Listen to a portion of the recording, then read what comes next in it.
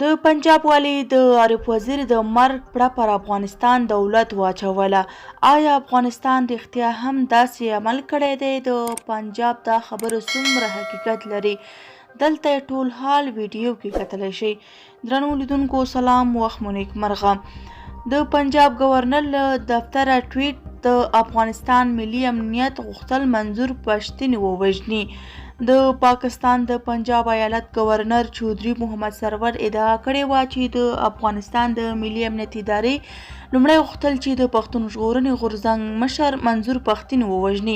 د پاکستان د پنجاب ایالت گورنر چودھری محمد سرور کاري ډلې ته منسوبې وي ټویټر پاڼه باندې نن شنبه یو ټویټ په پښتونخوا او پاکستان کې پراخ غبرګونونه راپارولي. په دغه ټویټ کې ادعا شوې وه چې افغانستان د ملي امنیت ادارې لومړی غوښتل چې د پښتون ژغورنې غورځنګ مشر منظور پښتون ووژني، خو د هغه له پټېدو وروسته یې د دعارف وزیر مړی غورځنګ ته وسپاره. د پنجاب گورنر کاري ډلې ته منسوبې دا څرګندونې د غورځنګ د غړي دعارف وزیر د وژل کېدو په تړاو شوې دي.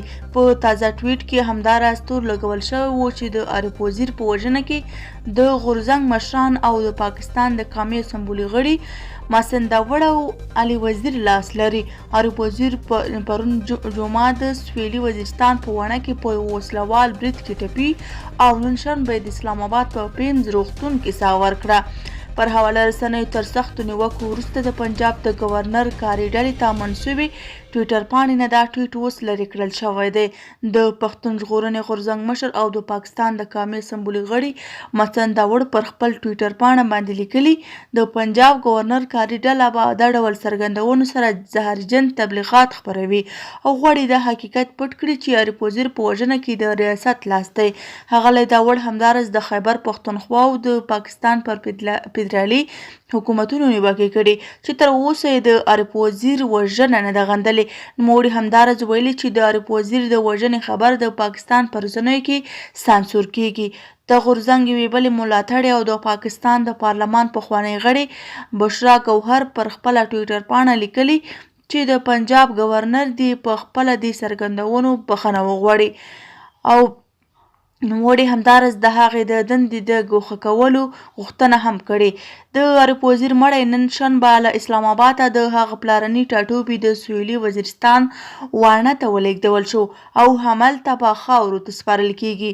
دعارف وزیر د پښتون ژغورنې غورځنګ د مشر او د پاکستان د قومي اسمبلي غړي علي وزیر د تره زوی و.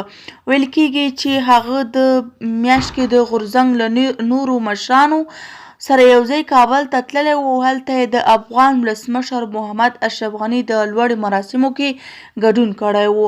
نوموړي کابل کې د افغان امنیتي ځواکونو په ملاتړ څرګندونه هم کړې وه چې وروسته پاکستان کې د څرګندونې مخالف او ملاتړي غبرګونونه راپارولي وو. زموږ ویډیو همدومره وه.